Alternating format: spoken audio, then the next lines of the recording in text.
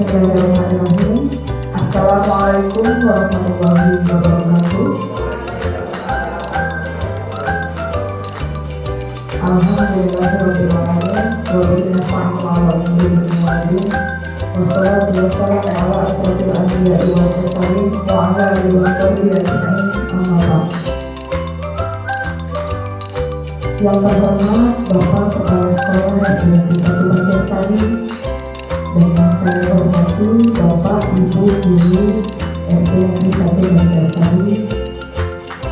Marilah kita panjatkan puji dan syukur kehadirat Allah Subhanahu wa Ta'ala yang telah melimpahkan rahmat dan hidayahnya kepada kita semua, sehingga kita bisa berkumpul dalam acara diseminasi penyebaran pemahaman dan penerapan pengalaman budaya positif. Yang kedua, tidak lupa kita panjatkan sholawat serta salam kepada junjungan kita Habibana wa Nabiyana Muhammad Sallallahu Alaihi Wasallam, kepada keluarganya, kepada sahabatnya, dan semoga syafaatnya bisa kita dapatkan di yaumul akhir nanti. Amin ya rabbal alamin. Izinkan saya sebagai pembawa acara untuk membacakan acara pada hari ini. Yang pertama yaitu pembukaan, yang kedua kegiatan inti, yang ketiga penutupan. Yang pertama, marilah kita buka acara ini dengan bacaan basmalah bersama-sama. Bismillahirrahmanirrahim. Acara yang kedua yaitu acara inti diseminasi penyebaran pemahaman dan penerapan pengalaman budaya positif yang akan dibawakan atau dipandu oleh Ibu Yolanda Johnson. Kepada beliau saya persilakan.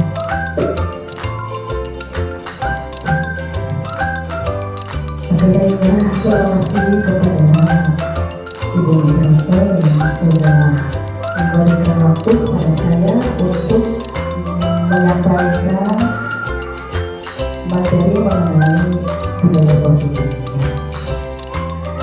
Sebelumnya saya ucapkan terima kasih banyak kepada Bapak, Ibu-ibu yang sudah hadir dalam acara diseminasi ini. Terima kasih juga sudah menyempatkan waktunya ya dalam kegiatan ini, karena kegiatan ini berada di luar jam pelajaran ya. Saya ucapkan terima kasih banyak ya. Selanjutnya yang kami hormati Bapak Kepala Sekolah dan Dewan Guru SD 1 Banjarsari, Bapak Ibu, bagaimana kabarnya hari ini? Alhamdulillah ya Bapak Ibu. Walaupun tadi ada kendala, mudah-mudahan acara ini bisa berjalan dengan lancar ya Bapak Ibu. Kemudian bagaimana perasaannya berada duduk di ruang lab pada jam rawan seperti ini, jam rawan ini ya Bapak Ibu? Masih semangat? Alhamdulillah ya, masih semangat ya. Terima kasih ya yang masih semangat ya. Bapak Ibu semuanya, perkenalkan saya Ridha Soleha. Saya calon guru penggerak angkatan 9. Saya berdiri di sini yaitu salah satunya untuk memenuhi tugas saya sebagai calon guru penggerak angkatan 9. Bapak Ibu, saya di sini bukan maksud untuk menggurui Bapak dan Ibu ataupun yang lebih paham mengenai materi ini. Namun kita di sini, kita semua mempunyai masalah yang sama ya. Jadi kita di sini itu sharing pendapat, sharing pengalaman, sharing masalah yang ada di kelas ya Bapak Ibu. Mungkin itu ya. Nah, sebelumnya kita lakukan ice breaking dulu ya Bapak Ibu. Boleh? Biar tambah semangat semuanya ya. Bapak Ibu bisa berdiri. Betul Pak, nggak bisa bersuara tapi biar lancar dan semangat ya. Ikuti apa yang saya katakan ya. Ini hanya menyanyi kok, menyanyi. Ini ya. Pak dung dung pak dung dung dang dang dang dang dang. Pak dung dung pak dung dung ding ding ding ding ding. Pak dung dung pak dung dung dung dung dung dung dung dung dang dang dang dang dang ding ding ding ding ding dung dung dung dung dung ding. Semangat. Bisa ya Pak? Bisa ya? Agak panjang nggak apa-apa ya? Dan Pak dung dung Pak dung dung dang dang dang dang dang. Pak dung dung Pak dung dung ding ding ding ding ding. Pak dung dung Pak dung dung dung dung dung dung dung dang dang dang dang dang ding ding ding ding ding dung dung dung dung dung. Sip, aha aha, sip, aha aha, semangat. Terima kasih Bapak Ibu yang biasa. Gimana Pak istrinya? Menambah semangat. Satu lagi ya, satu lagi istrinya. Satu lagi. Tapi ini ada door prize-nya, ya. Boleh, boleh duduknya berhadapan.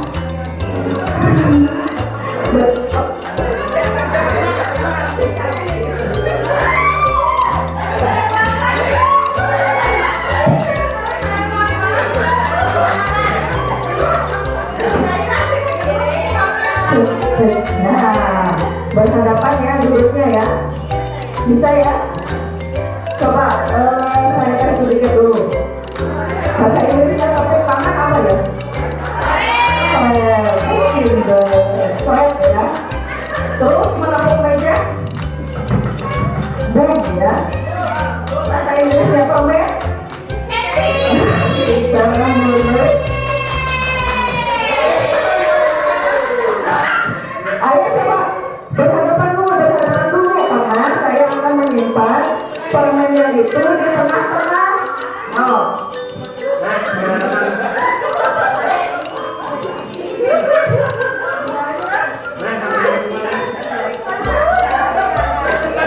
Coba berhadapan dulu ya. Ada dari Pak Sina di Jawa. Coba berhadapan Bu Nur sama di sini. Soalnya nanti rebutan permen.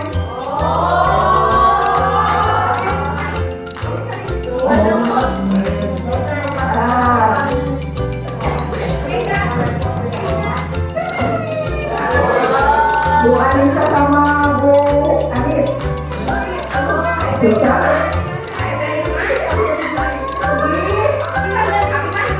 Oh, betul. Oh iya, so, Pak Jaja sama Mariki.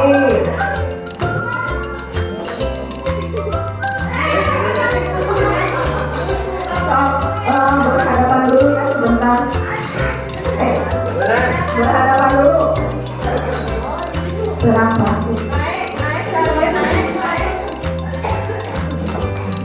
Siap?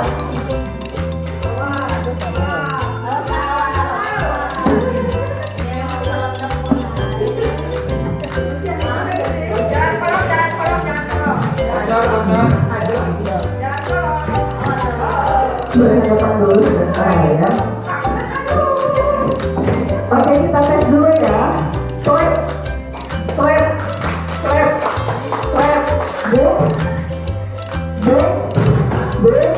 Candy. Acah, belum ya, belum. Sesuai instruksi ya, sesuai instruksi. Clap. Sesuai instruksi ya. Clap, clap, clap. Boom.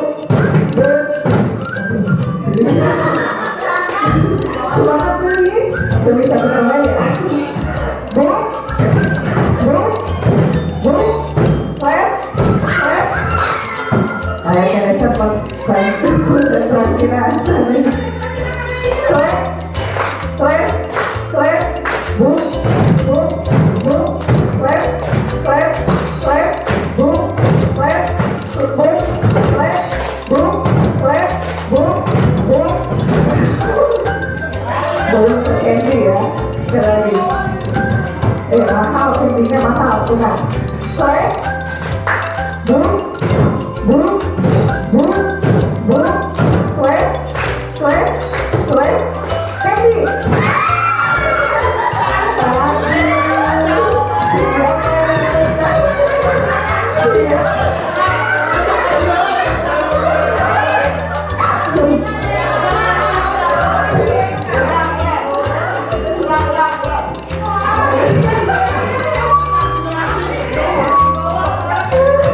ya Allah namun dua kecewa jadi satu aja gimana perasaannya Bapak Ibu senang? Bahagia ya pokoknya dalam hidup itu kunci utamanya bahagia ya apapun yang terjadi harus tetap bahagia ya dan ya terima kasih ya untuk semuanya nah langsung saja di sini saya akan memaparkan mengenai menyebarkan pemahaman dan penerapan pengalaman budaya positif ya. Nah, dari Bapak dan Ibu ada yang tahu budaya positif itu apa?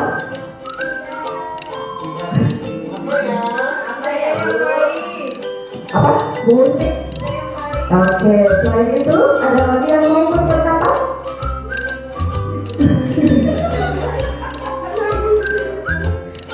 Bu Risma mau berpendapat budaya positif itu apa? Budaya yang sesuai dengan keyakinan aturan yang sesuai dengan oke, tepuk tangan atau buat dulu ya. Ya, betul sekali ya Bapak Ibu. Jadi budaya itu nilai-nilai atau keyakinan-keyakinan ataupun kebiasaan yang ada di sekolah yang berpihak pada murid. Nah, ini konsep inti dari budaya positif. Nanti kita sekilas akan memaparkan mengenai ini. Yang pertama itu ada perubahan paradigma belajar. Yang kedua disiplin positif, kemudian nilai kebajikan, kemudian ada kebutuhan dasar manusia, motivasi perilaku manusia, kemudian sisi kontrol guru, keyakinan kelas, dan civic leadership. Ini materinya menarik loh, Bu, Bapak, Ibu, ya? Belum.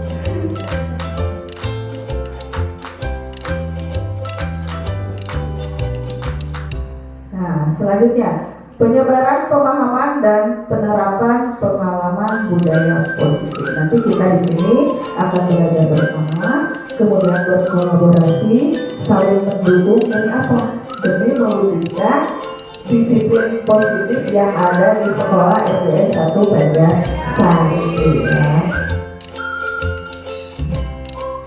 Nah, sebelum memaparkan kesepakatan kelas dulu ya Bapak Ibu. Kesepakatan kelasnya yang saya buat itu hadir tepat waktu. Yang kedua, saling menghormati. Kemudian yang ketiga, berbicara setelah dipersilakan. Dan yang keempat, ada yang mau ditambahkan atau dikurangi? Ada yang mau menambahkan mengenai kesepakatan kelas?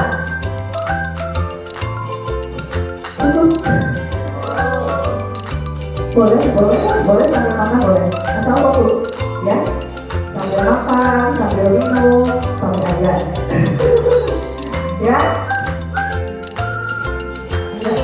Ya.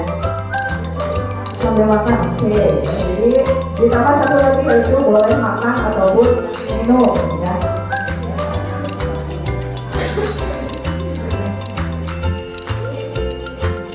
Nah, perubahan paradigma belajar. Nah, ini pembelajaran dengan paradigma baru adalah pembelajaran yang dirancang berdasarkan prinsip pembelajaran berdiferensiasi. Ada yang tahu pembelajaran berdiferensiasi itu seperti apa? Sesuai minat, bakat, kemampuan yang ada pada siswa ya, betul sekali ya. Sehingga peserta didik belajar sesuai kebutuhannya berdasarkan tahap perkembangan sesuai teori psikologi modern untuk mewujudkan profil pelajar Pancasila. Gini ya Bapak Ibu, ada istilah teacher center dan student center. Ada yang tahu itu apa? Kalau teacher center? Oke, terbuka pada dulu. Kalau student center. Nah, selama ini Bapak dan Ibu melakukan yang mana?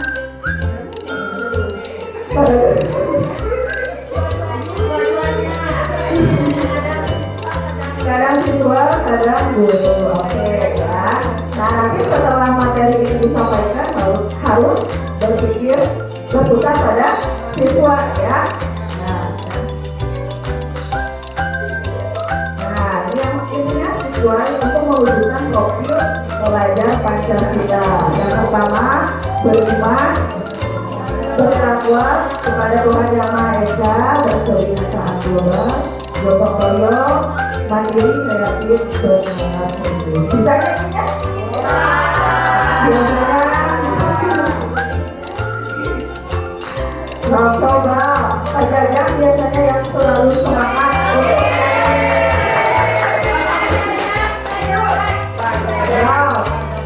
karena awalnya belajar Pancasila, beriman dan bertakwa pada Tuhan Yang Esa dan berakhlak mulia, berkebinekaan global, gotong royong mandiri, kreatif dan bernalar kritis. Selamat tepuk tangan buat Bapak Ibu semuanya.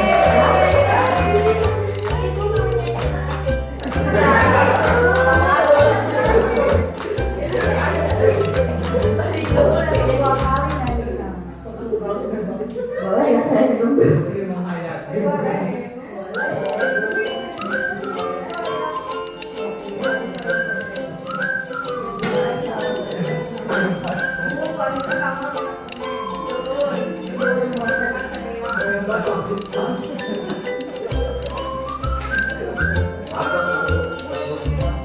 Selanjutnya miskonsepsi teori kontrol ya.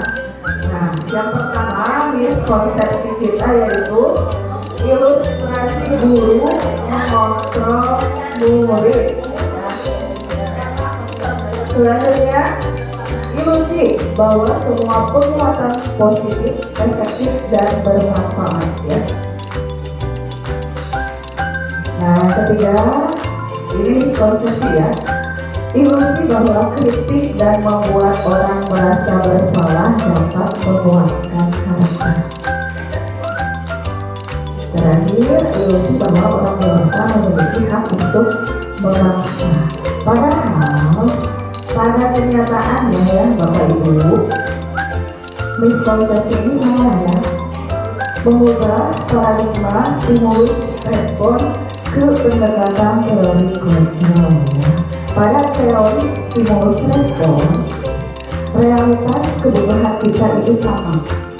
Padahal pada kenyataannya, pada teori kontrol yaitu kebutuhan kita itu sebenarnya berbeda. Kita tidak bisa menyamakan kebutuhan kita dengan orang lain ya. Selanjutnya teori stimulus respon yang kedua, semua orang melihat hal yang sama. Padahal di teori kontrol setiap orang itu memiliki gambaran yang berbeda. Paradigma setiap orang itu berbeda. Kemudian yang ketiga, di teori stimulus respon kita mencoba mengubah orang berpandangan sama dengan kita. Kita tidak bisa ya sebenarnya ya.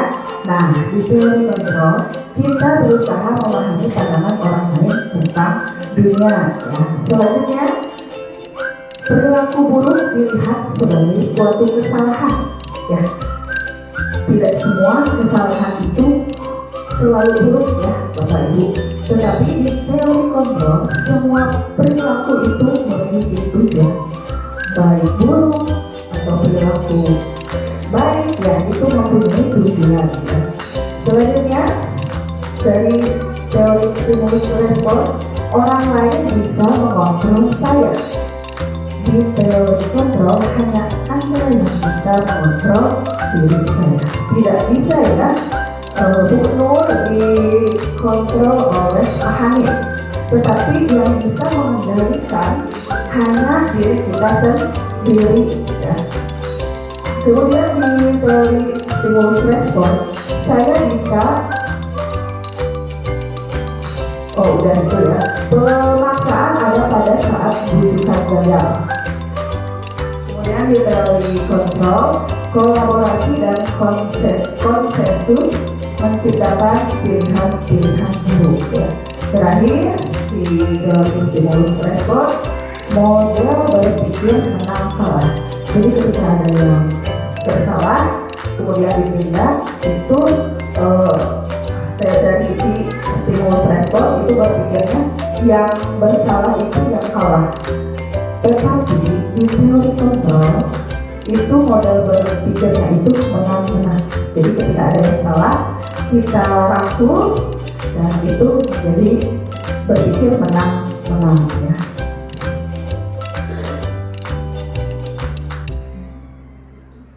Selanjutnya ada disiplin positif ya Bapak Ibu. Nah, di riset pertama dalam budaya kita, makna kata disiplin itu dimaknai menjadi sesuatu yang dilakukan seseorang pada orang lain untuk mendapatkan kepatuhan.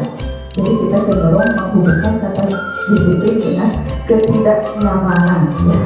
Jadi maksudnya ketidaknyamanan di sini, ketika disiplin itu biasanya yang teringat atau terbesit di otak kita itu ada suatu aturan ya. Nah, aturan tersebut bisa membuat ketidaknyamanan yang melakukannya, apakah tulus atau tidak itu melakukannya atau karena ada sesuatu seperti itu. Kemudian misal yang kedua yaitu disiplin positif adalah salah satu cara penerapan disiplin yang bertujuan untuk menumbuhkan kesadaran serta memberdayakan peserta didik tanpa imbalan penghargaan ancaman atau hukuman ya. Selanjutnya misal yang ketiga, sebagai pendidik tujuan kita adalah menciptakan anak-anak yang memiliki disiplin diri sehingga mereka bisa berperilaku dengan mengacu pada nilai-nilai pendidikan universal dan memiliki motivasi intrinsik. Bukan ekstrinsik. Apa sih motivasi intrinsik? Iya betul Bu Anis ya. Jadi motivasi yang tumbuh dari dalam diri kita ya. Nah kita harus bisa menumbuhkan motivasi tersebut pada anak didik kita ya, untuk menerapkan atau mewujudkan profil pelajar Pancasila ya. Intinya itu ya Bapak Ibu, kita menumbuhkan motivasi intrinsik yang ada pada diri kita ya. Nah, nilai-nilai kebajikan, nilai yang disepakati bersama lepas dari suku, bangsa, agama, bahasa maupun latar belakangnya.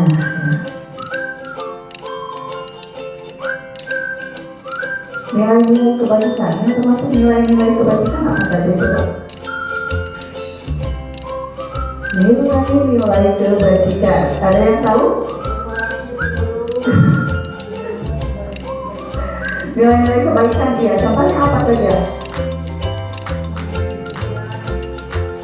Pujian. Nilai-nilai kebajikan, nilai-nilai kebaikan yang termasuk ke dalam nilai-nilai kebaikan apa saja? Apa coba? Ya, bisa. Ada lagi banyak sebenarnya Bapak Ibu. Mandiri, boleh. Bernalar kritis, gotong royong, Iya, itu ya, itu yang ada pada profil pelajar Pancasila ya. Nah ini ada 6 ya. Ini kalau sesuai dengan profil pelajar Pancasila. Kita kan mengambilnya ini ya, sesuai dengan profil pelajar Pancasila ya. Yang ke-6 ini beriman, bertakwa kepada Tuhan Yang Maha Esa dan berakhlak mulia, mandiri, bernalar kritis, berkebijakan global, gotong royong, dan kreatif. Sebenarnya banyak Bapak Ibu yang termasuk ke dalam nilai-nilai kebajikan. Ini ada beberapa referensi, tapi kita mengambilnya ke profil pelajar Pancasila ya. Ini menurut Primarius Program atau PPS sikap murid itu, kita mengharapkan kan murid kita itu mempunyai toleransi, rasa hormat, integritas, mandiri, ya antusias, tetapi pengetahuan, kreativitas, kerjasama, percaya diri, dan memiliki komitmen. Ya, Bapak Ibu. Ada lagi nilai-nilai kebajikan ya, banyak sebenarnya ya Bapak Ibu. Nah, ini petunjuk seumur hidup dan keterampilan hidup atau life skill ya. Yang pertama, kita ingin anak-anak kita atau kita sendiri juga bisa dipercaya, lurus hati, pendengar yang aktif, tidak merendahkan orang lain, kemudian memberikan yang terbaik dari diri kita sendiri. Selanjutnya, nah ini ada lagi nilai-nilai kebajikan dari 9 pilar karakter Indonesian Heritage Foundation atau IHF ya. Yang pertama, cinta Tuhan dan segala ciptaannya, kemandirian, tanggung jawab, kejujuran, amanah, diplomatis, hormat dan santun, dermawan, suka menolong, dan gotong royong. Kemudian ada percaya diri, kreatif, dan pekerja keras. Kemudian kepemimpinan dan keadilan, baik dan rendah hati, toleransi, kedamaian, dan kesatuan.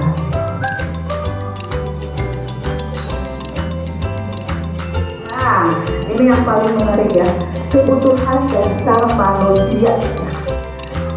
Coba Bapak Ibu, ada yang tahu kebutuhan dasar manusia itu ada berapa ya? Coba. Punya? Seperti? Ada lagi? Yang mau berpendapat? Dan siapa? Nah, kita lihat ya. Ada 5 ya, Bapak dan Ibu. Nah, ini pengertiannya. Kebutuhan dasar manusia adalah segala sesuatu yang kita lakukan untuk mendapatkan apa yang kita inginkan. Semua tindakan yang kita lakukan itu memiliki tujuan, dan usaha terbaik yang kita lakukan adalah agar kebutuhan kita itu bisa terpenuhi ya sebenarnya. Nah, ini ada 5 kebutuhan dasar yang harus kita miliki dan penuhi Bapak Ibu ya. Yang pertama itu kebutuhan bertahan hidup. Kita perlu yang bertahan hidup ya. Makanan, pakaian, tempat tinggal, keamanan, dan kesehatan. Insya Allah di SD 1 Banjarsari kebutuhan bertahan hidupnya sudah terpenuhi ya. Atau kelebihan kelebihan ya. Kayaknya kalau kekurangan tidak mungkin ya, karena setiap harinya saya sering melihat kalian itu selalu makan dan makan ya. Selanjutnya,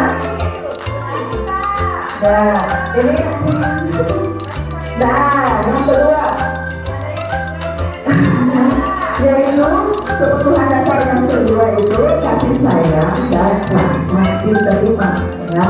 Rasa diterima, ingin dipedulikan, ingin diperhatikan, ingin disayangi ya, kerjasama, kemudian menjadi bagian kelompok ya. Di sini turut kasih sayang tidak apa semuanya. Alhamdulillah ya. Nah kalau misalkan ada kebutuhan dasar yang kedua ini tidak terpenuhi, ini harus terpenuhi karena nanti berefek ya. Mencari kasih sayang. Caranya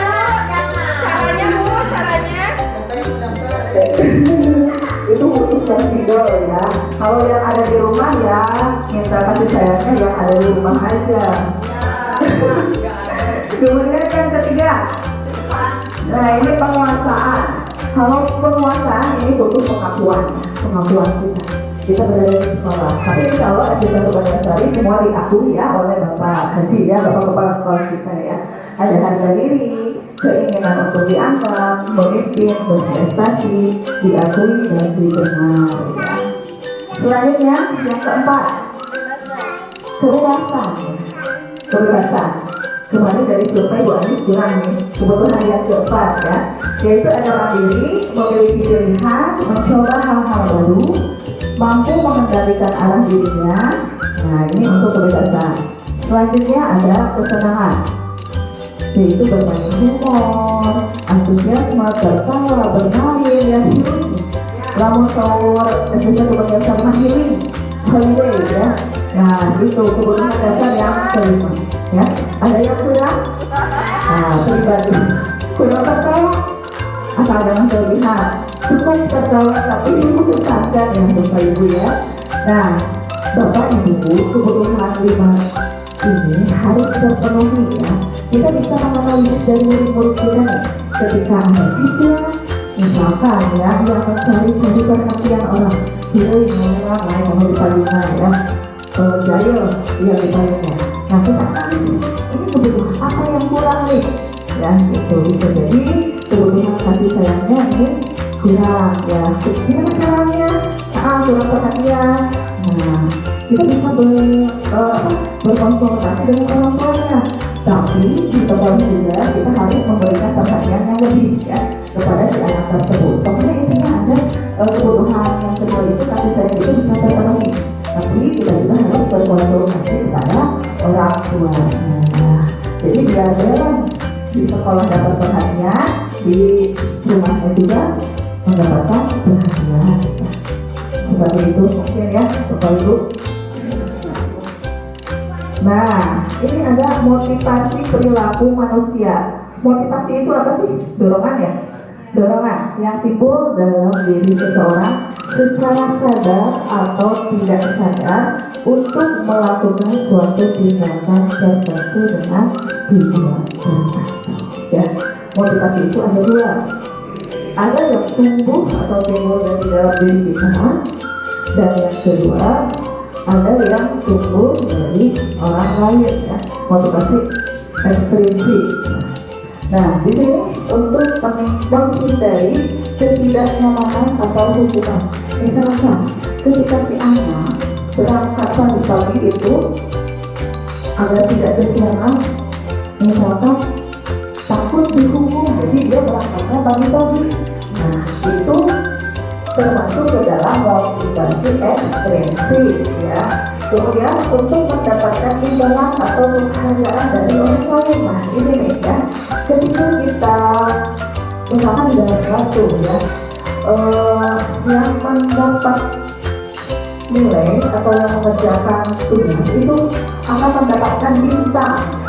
Jadi itu termasuk ke dalam motivasi ekstrinsik. Mohon maaf ya Bapak. Nah, seperti itu ya.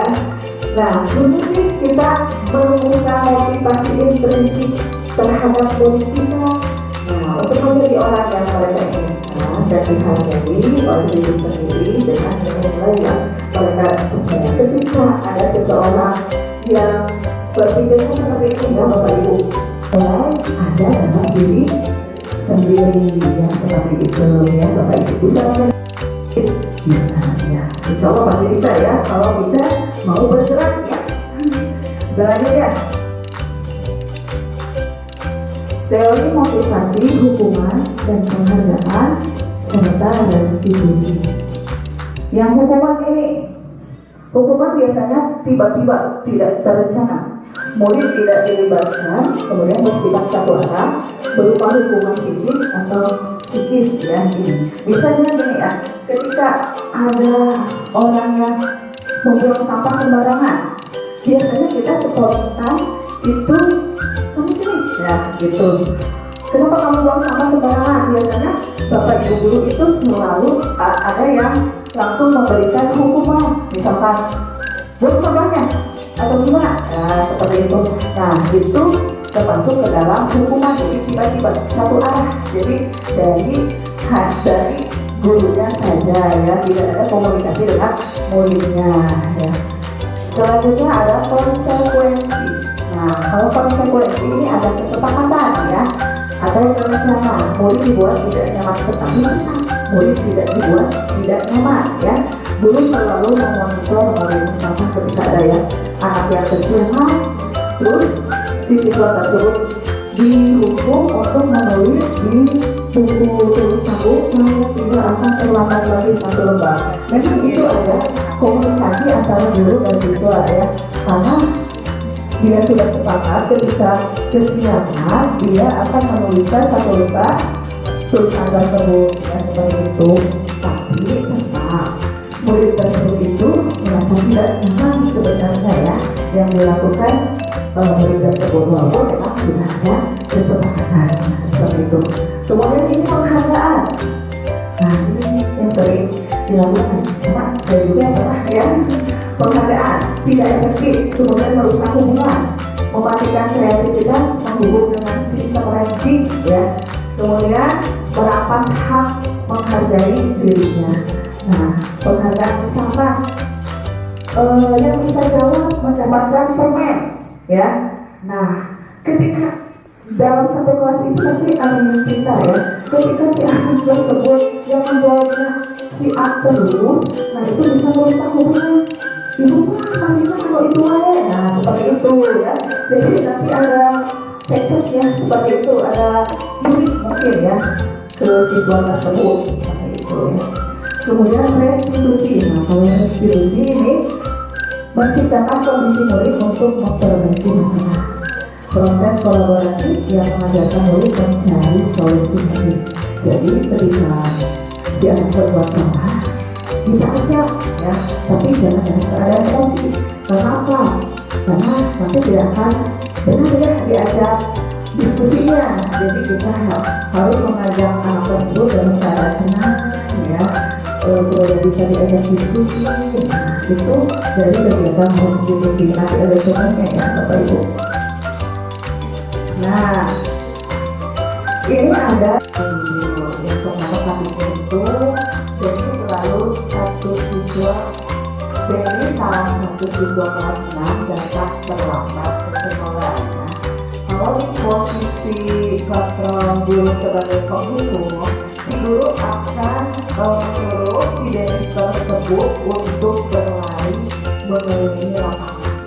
Kemudian yang kedua yaitu posisi kontrol guru sebagai pembuat merasa bersalah. Jadi si Dennis itu dibuat merasa bersalah oleh gurunya yaitu. Jadi harus berapa kali ibu bilang kamu selalu saja mengecewakan ibu. Itu kata-kata dari pembuat merasa bersalah. Kemudian posisi kontrol yang ketiga yaitu sebagai teman. Ada tuh perlu peraturan sekolah tolong bantu ibu ya. Nah ini juga tidak disarankan ya, karena akan ketergantungan siswa tersebut akan menjadi ketergantungan kepada gurunya ya. Selanjutnya yaitu posisi kontrol guru sebagai pemantau. Jadi kamu sudah melanggar. Kalau di sini di pemantau, si guru itu terus-menerus memantau tindakan yang dilakukan oleh si muridnya ya. Kemudian yang terakhir yaitu posisi kontrol guru sebagai manajer. Nah kalau di sini sebagai manajer kita itu ada kesepakatan, ada diskusi untuk mencari sebuah solusi yang harus kita lakukan ya. Selanjutnya, nah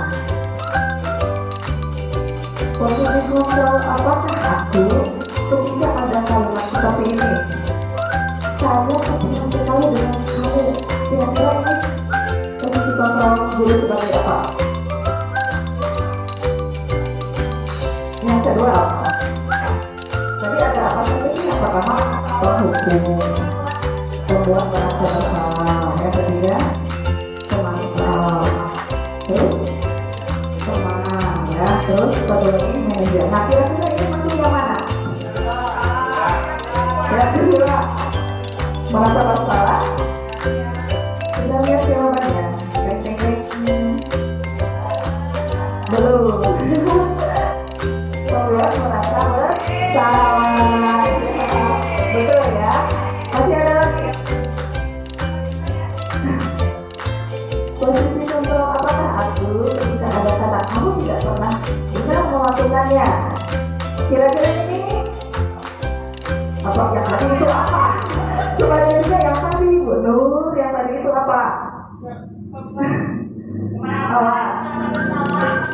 Merasa bersalah?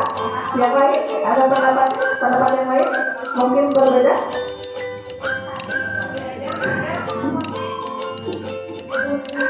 Dan jawabannya adalah Beng beng beng beng.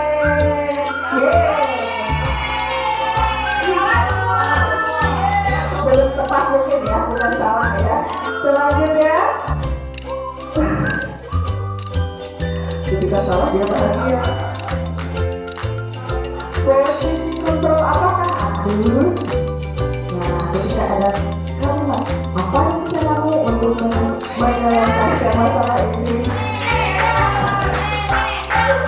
Kita lihat jawabannya ya. Ada di posisi mana aku?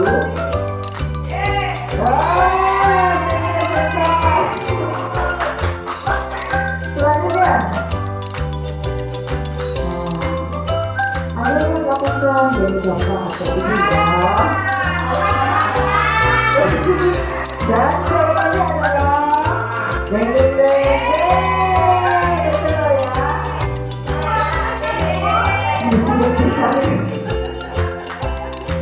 Selanjutnya, satu lagi mungkin ya Bapak Ibu. Posisi kontrol apakah aku? Kamu tidak pernah mendapat nilai jika tidak mengerjakan tugas ya. Apa?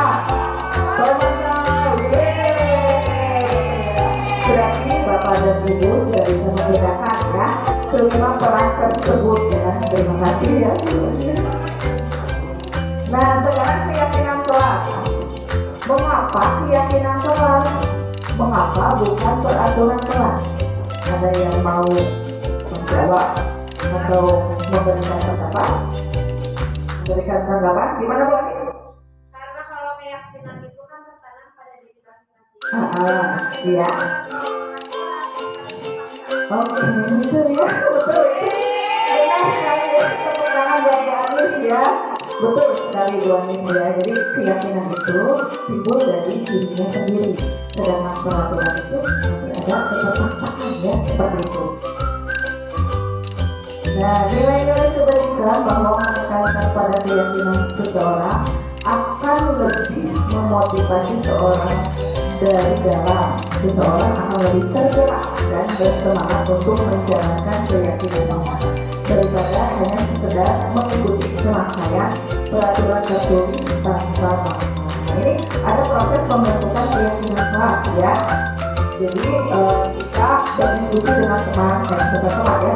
Murid kita di kelas ya, semua siswa boleh berpendapat atau mengomentari mengenai keyakinan. Nah, ini hasil keyakinan kelas ya. Tapi Bapak Ibu, keyakinan kelas itu berbeda dengan peraturan kelas ya. Kenapa? Kalau keyakinan kelas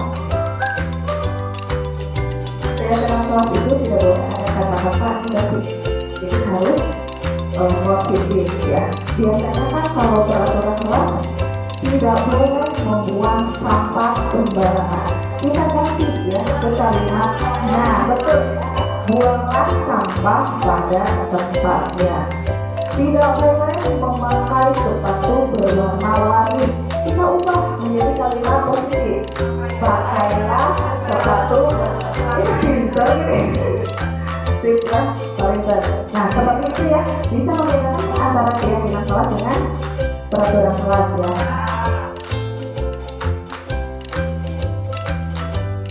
Nah, ini ada pembentukan keyakinan kelas. Keyakinan kelas bersifat lebih abstrak daripada peraturan yang lebih rinci dan konkret. Kemudian keyakinan kelas berupa pernyataan universal ya, ada disiplin ya, jujur, itu bisa ya diterapkan di keyakinan kelas. Kemudian pernyataan keyakinan kelas senantiasa dibuat dalam bentuk positif. Selanjutnya keyakinan kelas hendaknya tidak terlalu banyak.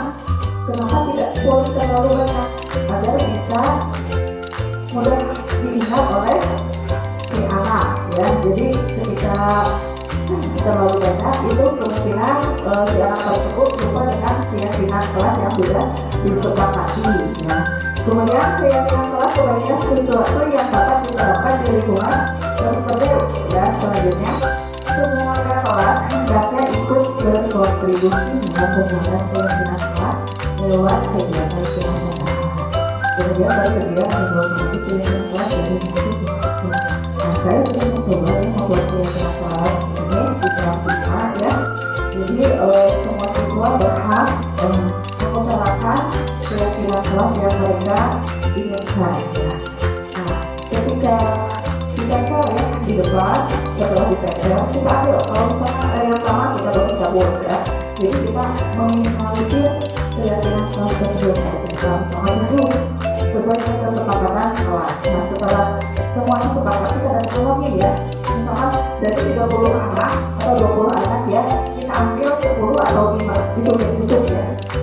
Bagi istirahat tersebut kita ambil 5, misalkan setelah 5 kita bacakan lagi. Kenapa dibacakan lagi? Karena agar mereka bisa mengingat keyakinan kelas tersebut ya, dia tidak akan lupa ya. Selanjutnya setelah ada kesepakatan itu kan sudah sepakat tuh semuanya. Nah kita ada penandatanganan, jadi si anak tersebut harus bersedia menandatangani karena itu kan kesepakatan keyakinan kelas mereka ya. Berarti kalau sudah ditandatangani berarti sudah fix ya keyakinan kelasnya seperti itu. Kemudian bersedia meninjau kembali keyakinan kelas dari waktu ke waktu. Ini bisa berubah ya untuk keyakinan kelas. Ketika satu keyakinan kelas sudah terpenuhi bisa saja ditambah atau dikurangi ya. Nah ini restitusi ya. Restitusi merupakan proses dialog yang dijalankan oleh guru agar dapat menghasilkan murid yang mandiri dan bertanggung jawab. Ada 3 tahapan restitusi. Ini harus beraturan ya, harus bertahap, tidak boleh misalkan tahap 1, 2, dan 3. Kita tidak bisa melaksanakan restitusi ini tahap ketiga dulu atau tahap kedua dulu ya. Tidak bisa ya, tapi harus berurutan. Yang pertama itu menstabilkan identitas ya. Setiap orang pasti pernah melakukan kesalahan. Kamu bukan satu-satunya yang pernah melakukan. Kemudian tahap yang kedua itu validasi tindakan yang salah. Nah di validasi tindakan yang salah ini seorang guru menemukan alasan dari tindakan tersebut apa dilakukan. Kemudian adakah cara yang lebih efektif untuk mendapatkan apa yang kamu butuhkan. Selanjutnya menanyakan keyakinan. Setelah kita memvalidasi tindakan, kita tanyakan keyakinan kelas yang sudah disepakati ya, apa keyakinan kelas apa yang telah sudah disepakati. Kamu ingin menjadi orang yang seperti apa? Jadi kita ada diskusi ya secara tersebut. Nah, di menstabilkan identitas ini berdasarkan prinsip membuat kesalahan adalah bagian dari proses pembelajaran.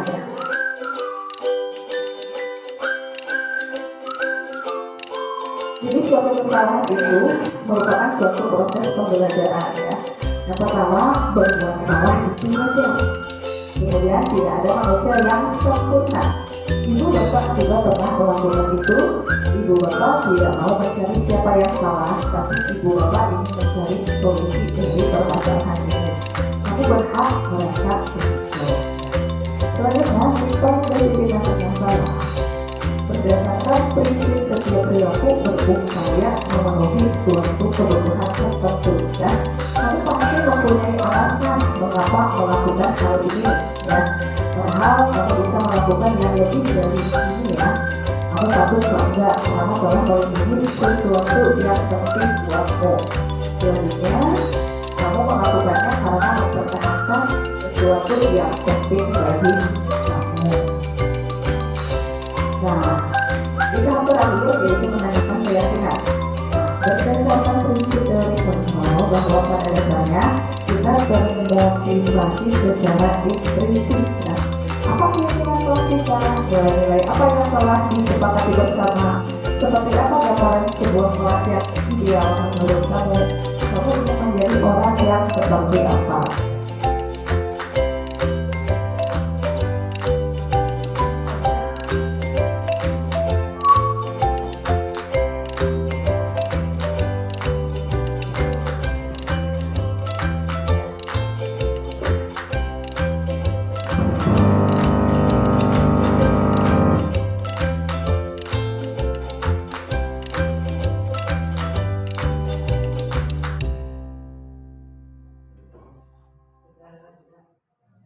Ini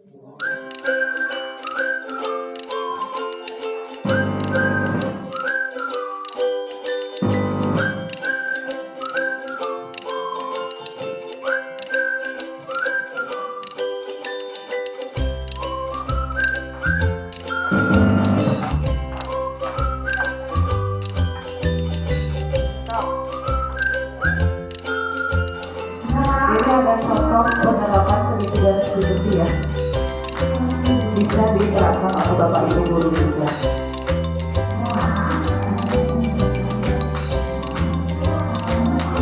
Nah ini tahapan pertama ya Bapak Ibu, yaitu menstabilkan identitas kita tanya pertama-tamanya.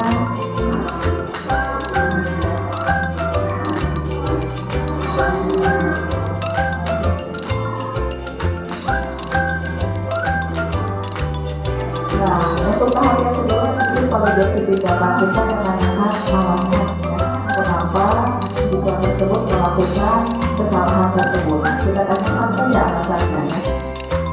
Kalau seperti ini mungkin cenderung si anak tersebut bisa berkata jujur dengan Bapak Ibu.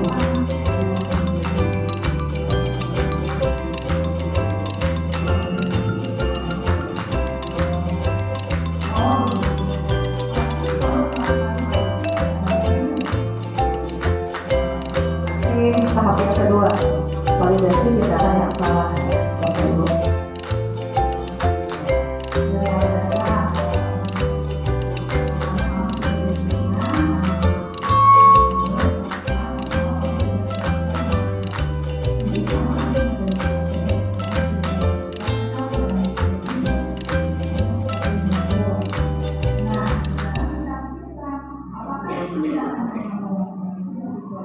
Nah ini di tahap terakhir yaitu menanyakan keyakinan kelas ya, keyakinan kelas yang sudah kita sepakati.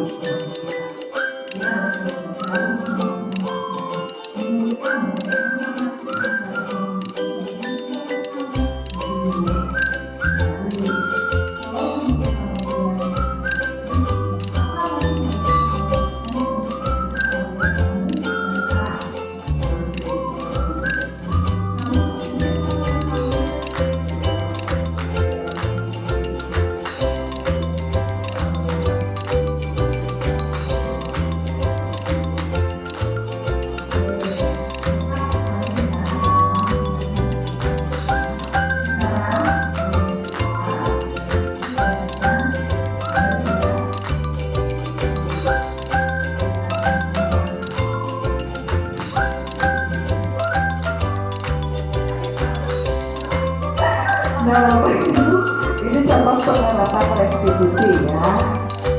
Ya, contoh penerapannya. Dan terakhir, kesimpulan. Jadi dalam penerapan disiplin positif, guru diharapkan memiliki standar kepribadian profesional dan sosial yang baik sehingga guru dapat mengekspresikan diri dalam kondisi normal saat ini, menjalankan peran sebagai among atau manajer yang menuntut murid-muridnya menjadi yang mandiri, merdeka dan bertanggung jawab. Ini sudah dengan standar nasional pendidikan. Jadi intinya mewujudkan profil pelajar Pancasila ya. Bisa dilakukan Bapak Ibu ya, penerapan seni budaya restitusi ini di dalam kelasnya masing-masing ya, membuat keyakinan kelas juga bisa ya. Kemudian ice breaking yang tadi juga bisa diterapkan di kelasnya ya. Bapak Ibu mungkin ada yang mau ditanyakan? Bagaimana Bu Sri? Assalamualaikum warahmatullahi wabarakatuh. Perkenalkan Simpuri Sri Mulyani di Guru PAI SDI Banjarsari. Pada kemarin Mulia ayah menaraskan perkawin kumaha penerapan restitusi khususnya kampung kelas bawah. Terima kasih. Wassalamualaikum warahmatullahi wabarakatuh. Waalaikumsalam warahmatullahi wabarakatuh. Terima kasih ya Bu Sri yang sudah memberikan pertanyaan untuk saya. Nah, memang ya Bapak Ibu, khususnya di kelas bawah penerapan segitiga restitusi ini mungkin agak sulit, tapi kita bisa mencobanya. Kalau misalkan di kelas atas mungkin anak-anaknya sudah lebih dewasa ya, tapi di kelas bawah mungkin masih anak-anaknya, masih hidupnya nenek. Nah, kita juga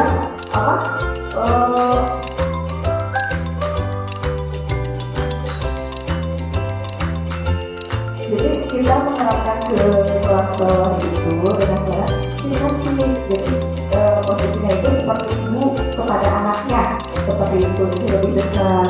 Anak tidak bisa selalu dimarahi, tetapi harus didekati, diajari cara, dirangkul ya, sebagai teman ya. Jadi kalau di kelas bawah itu tidak bisa seperti di kelas atas yang mungkin mudah untuk dilakukan dari segitiga restitusi ini. Tetapi untuk di kelas bawah yang seperti itu kudu di mana-mananya kami sudah mungkin seperti itu ya, bisa dilakukan. Insya Allah pasti bisa dilakukan, kan cuma caranya yang berbeda seperti itu. Oke, gitu gimana?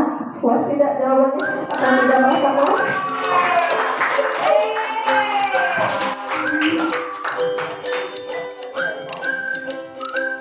Sudah? Ada lagi yang mau menanyakan? Tidak? Bisa ya dilakukan segitiga restitusi ini? Bisa Pak? Bisa. Kalau misalkan ada grup kakak grup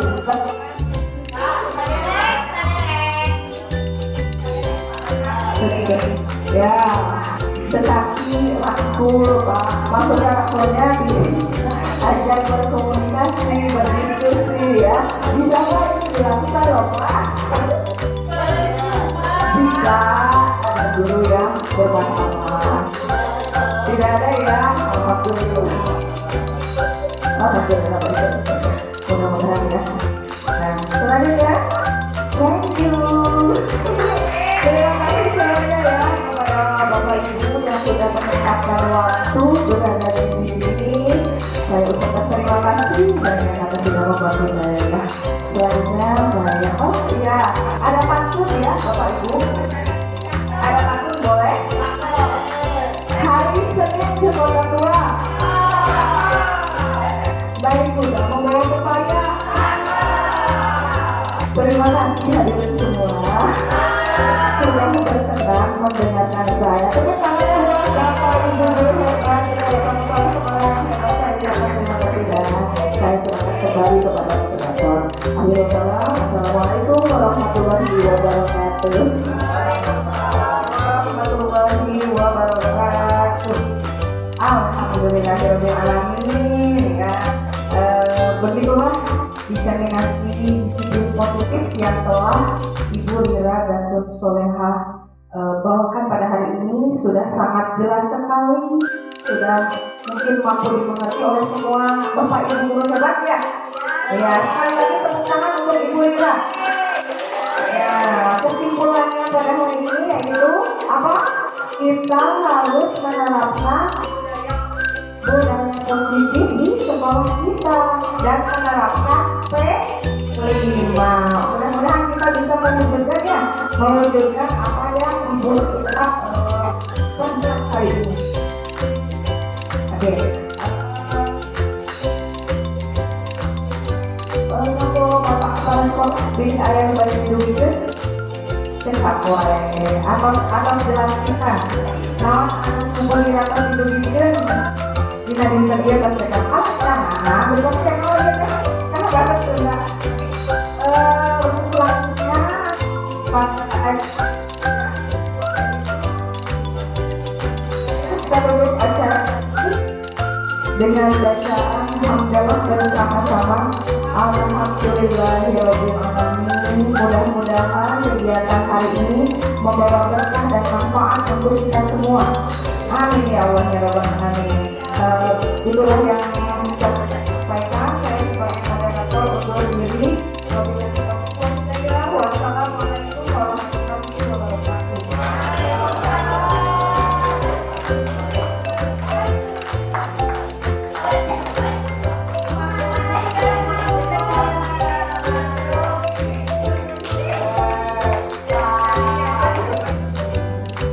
Kita lanjut ya, Bapak Ibu masih semangat. Harus semangat ya.